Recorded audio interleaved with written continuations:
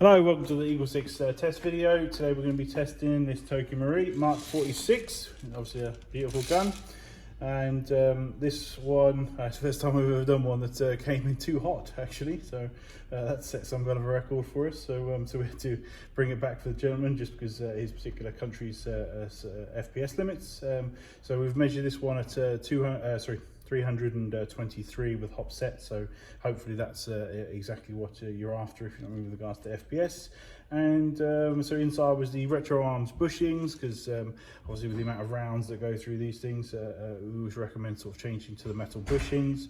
It's got the EagleSix 320 upgrade spring. We did put one spacer in there just to eke out a little bit extra, obviously once you've put that hop on there.